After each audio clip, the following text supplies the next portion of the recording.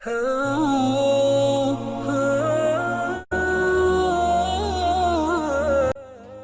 نے ایک درویش سے پوچھا اللہ تعالیٰ سے بات منوانے کا بہترین طریقہ کیا ہے؟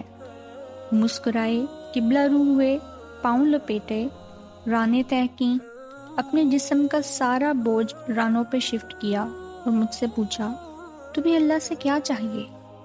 ہم دونوں اس وقت جنگل میں بیٹھے تھے جس میں حبس گرمی کا موسم تھا، سانس تک لینا مشکل تھا۔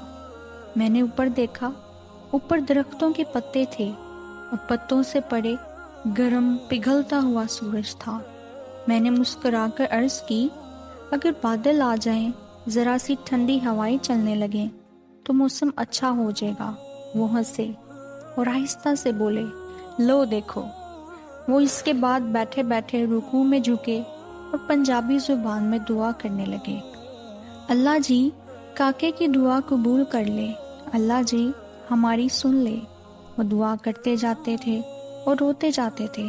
پہلے ان کی پلکیں گیلی ہوئیں، پھر ان کے منہ سے سسکیوں کی آوازیں آئیں اور پھر ان کی آنکھیں چھم چھم برسنے لگیں۔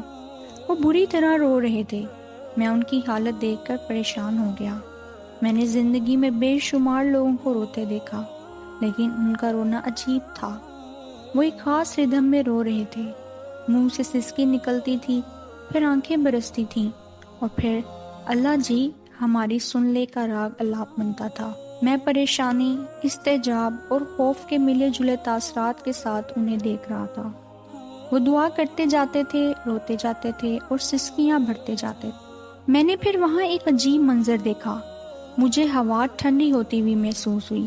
آسمان پر اسی طرح گرم سورج چمک رہا تھا، لیکن جنگل کی ہوا میں خنکی بڑھتی جا رہی تھی۔ میری پیشانی، سر اور گردن کا پسینہ خشک ہو گیا۔ میرے سینے اور کمر پر رینگتے ہوئے قطرے بھی غائب ہو گئے۔ میں ٹھنڈی ہوا کو محسوس کر رہا تھا اور حیران ہو رہا تھا۔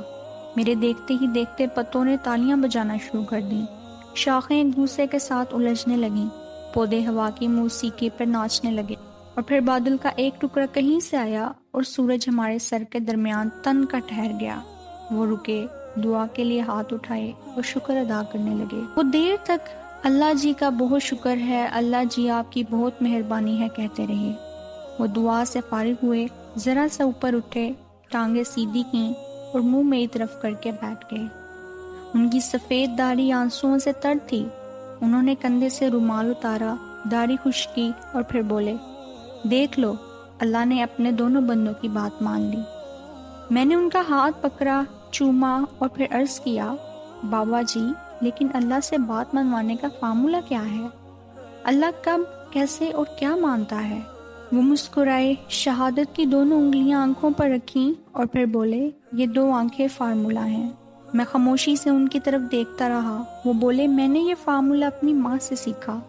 میں بچپن میں جب کوئی بھی بات منوانا چاہتا تھا تو میں رونے لگتا تھا۔ وہ تڑپ اٹھتی تھی، وہ مجھے گود میں بھی اٹھا لیتی تھی، مجھے چومتی بھی تھی، میری آنکھیں بھی صاف کرتی تھی اور میری خواہش، میری ضرورت بھی پوری کرتی تھی۔ میں ماں کی اس کمزوری کا جی بھر کر فائدہ اٹھاتا تھا۔ میں رو رو کر اس سے اپنی پسند کے کھانے بھی بنواتا تھا، اس سے نئے نئے کپڑے اور نئے جوتے بھی لیتا تھا اور کھیلنے کے لیے گھر سے باہر بھی جاتا تھا۔ وہ رکے اور پھر آہستہ سے بولے میں نے جب مولوی صاحب سے قرآن مجید پڑھنا شروع کیا تو مولوی صاحب نے ایک دن فرمایا اللہ تعالیٰ انسان سے 73 ماؤں سے زیادہ پیار کرتا ہے۔ یہ فکرہ سیدھا میرے دل میں لگا اور میں نے سوچا میں رو کر اپنی ایک ماں سے سب کچھ منوا لیتا ہوں، اللہ اگر مجھ سے 70 ماؤں جتنی محبت کرتا ہے تو پھر میں رو رو کر اس سے کیا کیا نہیں منوا سکتا۔ وہ رکے اور بولے بس وہ دن ہے اور آج کا دن ہے۔ میں روتا ہوں، اللہ کی ذات میں 70 ماؤں کی محبت جگاتا ہوں اور میری ہر جائز خواہش، میری ہر جائز دعا قبول ہو جاتی ہے۔